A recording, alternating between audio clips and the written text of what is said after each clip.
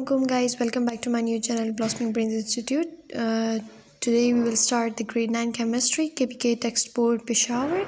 Inshallah we will learn chemistry in a better way and you understand. If you didn't understand, then if you have any questions, so tell me in inbox or comments. Okay, so we will start the chemistry unit 1. In this unit we will know about that what is chemistry, and now you know that in 2023 there is a new pattern of board Pardhan board, that SLO based learning. So students are very confused that what is the SLO based learning. So basically it is student learning outcomes, that what the student learned from the teacher's lesson. So when you start your chapter, there are some topics, and let's see, after studying this unit the students able to describe all these priorities. मतलब जब आप ये chapter पढ़ लेंगे so you are able कि आप ये सब कुछ बता सकें.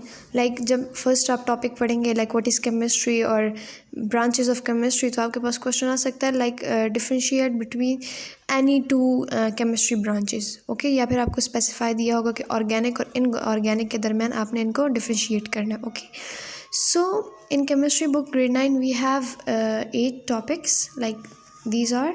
So the main chapters in chemistry book is electrochemistry, periodic table and structure of molecules. Like paper में इन 3 चैप्टर्स से हमारे पास 30 to 40% आता है हमारे पास. ओके, और एसएलओ बेस्ड लर्निंग में हमारे पास इन्हीं चैप्टर से ज़्यादा आता है. तो साथ साथ जब हम ये पढ़ेंगे तो जो क्वेश्चंस बनेंगे, अगर आपके माइंड में कोई क्वेश्चन बने कि मैम इसका क्या आंसर सूटेबल आंसर हो सकता है, या अगर ये ऐसा है तो ऐसा क्यों नहीं है, so ask me, I will tell you.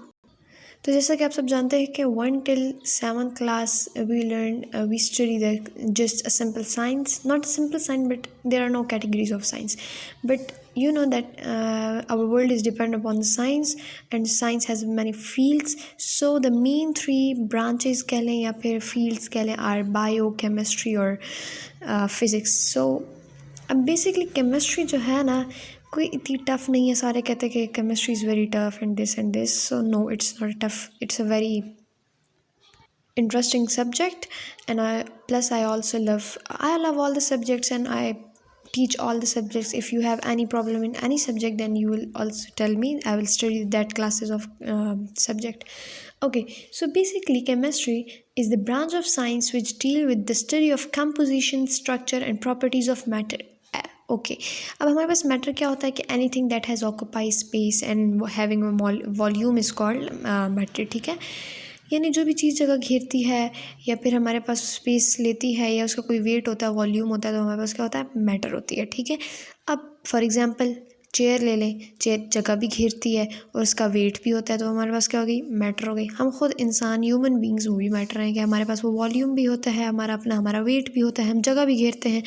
So basically जो हमारे पास होल यूनिवर्स है या पूरी अर्थ है वो हमारे पास क्या है, वो हमारे पास मैटर है. तो हम इसके दरमियान जो भी केमिकल कंपोजिशंस होती हैं, यानी फॉर एग्जांपल एक चेयर है वो कैसे बनी है, उसकी कंपोजिशन क्या है, उसका स्ट्रक्चर कैसा है, वो किस तरह दिखती है, उसके अंदर कौन सी प्रॉपर्टीज़ इस्तेमाल हुई हैं, उसको बनाने में क्या क्या चीज़ें लगी हैं, उस पर कौन से प्रिंसिपल अप्लाई हुए हैं, इसको हम क्या कहते हैं, हम इसको केमिस्ट्री कहते हैं. हम इसमें केमिस्ट्री में ये पढ़ते हैं. हमारे पास फिर मुस्लिम पीरियड आ जाता है, मुस्लिम एरा भी जिसे कहते हैं, कि हमारे मुसलमान साइंसदानों ने मतलब 600 till 1600 यानी 1000 साल तक हमारे पास उन्होंने काम किया है केमिस्ट्री में. यानी मतलब जो केमिस्ट्री की जो बुनियाद ही है वो भी हमारे पास मुस्लिम साइंटिस्ट्स के पास से आती है. लेकिन मुस्लिम साइंटिस्ट ने जब सब कुछ ईजाद करना शुरू किया तो उन्होंने 3 चीज़ों पे बहुत ज़्यादा फोकस देना शुरू कर दी, जिसकी वजह से ये उनका जो था ये एक उनका डाउनफॉल था. सबसे वन था to find out methods to prolong life. यानी उन्होंने चाहा कि कम हम कोई केमिस्ट्री से कोई ऐसा केमिकल या कोई ऐसी चीज़ ईजाद कर ले जिससे हमारी ज़िंदगी क्या हो जाए, वास्ट हो जाए, यानी लंबी हो जाए, हमारी उम्रें बढ़ जाए. बट इट इज़ इम्पॉसिबल कि ऑब्वियसली हम किसी भी चीज़ से जितनी हमारी ज़िंदगियाँ लिखी हैं उतना ही होना है. जब अगर मेरा अगले सांस में हूँ नहीं हूँ, मैंने मर ही जाना है. सो ये उन्होंने कहा कि ये गलत है. फिर उन्होंने कहा looking for ways to change base metal such as lead into gold. यानी वो सिंपल मेटल्स जो लोहा होते थे वो कहते थे कि हम किसी तरह इसे गोल्ड में चेंज कर दें. बट एज वी नो कि gold is a pure substance, वो हमारे पास क्या है, वो हमारे पास नेचुरल होता है, हम उस किसी भी चीज़ को गोल्ड में चेंज नहीं कर सकते। तो इनका ये भी पॉइंट गलत था। To find physical evidence to support religious and philosophical beliefs. अब इन तीनों में उन लोगों ने कहा कि हम ये किसी तरह कर लें। 1000 साल में जितने भी हमारे पास मुसलमान साइंसदान आ रहे थे वो इन्हीं 3 चीज़ों के पीछे पड़े हुए थे, बट आखिर में उन्हें 1000 साल बाद समझ आ गया कि नहीं, हम लोग गलत है। Like they failed in doing so but they laid the foundation of the laboratories. उन्होंने क्या किया कि उन्होंने इन सब को छोड़ के फिर उन्होंने आगे चलना शुरू किया, बट इसमें 1000 साल काफ़ी वेस्ट हो गया था हमारा। बिल्कुल स्टार्ट में हमारे पास हमारे जो उर्दू में हम इन्हें कहेंगे कीमियादान थे और इंग्लिश में हम कहेंगे केमिस्ट्स थे, उन्होंने हमारे पास एर्सिनिक, एंटीमनी, बिस्मथ, हमारे पास ये केमिकल्स इन्होंने ईजाद किए थे। ओके, और उन्होंने मैनी लेबॉर्ट्रीज़, जो इंस्ट्रूमेंट्स होते हैं जो यूज़ होते हैं लेबॉर्ट्रीज़ में, उन्होंने वो किए, जैसे फ़नल हो गया, क्रूसिबल हो गया, और मुख्तलिफ केमिकल की कंपोजिशंस इन्होंने ईजाद की। फिर हमारे पास the main role was in Jabir bin Hayyan in chemistry. He is known as the father of chemistry. ये नोट कर लें, आपके पास एमसीक्यूज़ में बहुत आता है, और आपके पास ये भी आता है कि write note on the Jabir bin Hayyan, या उसने उसकी कंट्रीब्यूशंस लिखे कि उसने केमिस्ट्री के लिए क्या किया। तो ये आपके पास लिखा हुआ है कि he is known as the father of chemistry. He was probably the first scientist who had well established laboratory. यानी इससे पहले मुसलमानों ने कोई भी कीमियादानों के पास कोई भी लेबॉर्ट्री नहीं थी, ये पहला बंदा था जिसने लेबॉर्ट्री ईजाद की थी। ठीक हो गया। उसने क्या किया, उसने मुख्तलिफ एक्सपेरिमेंटल मेथड्स बनाए, जैसे डिस्टिलेशन, सब्लिमेशन, फिल्ट्रेशन। ये सब आप पहले पढ़ चुके हैं कि हमारे पास डिस्टिलेशन में क्या होता है, सब्लिमेशन में, फिल्ट्रेशन में कैसे हम दो चीज़ों को अलग करते हैं। और उसने क्या किया, हमारे पास hydraulic acid, nitric acid and white lead, ये हमारे पास एसिड्स हैं। अगर आपके पास एमसीक्यूज़ में ये आ सकता है कि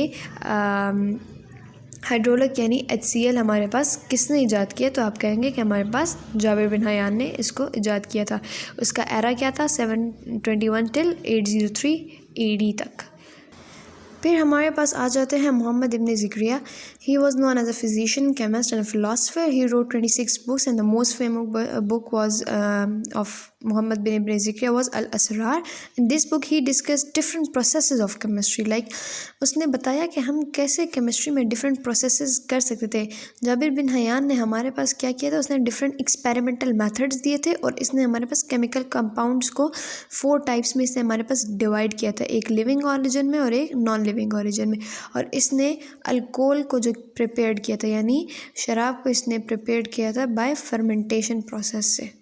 इसी तरह हमारे पास अलबेरूनी आ जाते हैं। अलबेरूनी ने 973 टिल 1048 तक इनका था एरा था, और इन्होंने फील्ड ऑफ फिज़िक्स, मेटाफिज़िक्स, ये बेसिकली अलबेरूनी जो है ये हमारे पास फ़िज़िक्स से रिलेटेड है। फिर हमारे पास इब्न सीना आ जाते हैं, और इसी तरह हमारे पास, लेकिन बेसिकली हमारे पास केमिस्ट्री में जाबिर बिन हयान बहुत इंपॉर्टेंट है और एक अलबेरूनी बहुत इंपॉर्टेंट है। ओके, सो अब हम आते हैं केमिस्ट्री पे। केमिस्ट्री में आपको अभी समझा चुकी हूँ कि हमारे पास बेसिकली एक फ़िज़िकल साइंस है जिसके बारे में हम स्टडी करते हैं सब्सटेंसेस के बारे में जो कि हमारे पास दुनिया में मौजूद है। लाइक मैटर हो गया, everything which occupy space and having a volume is called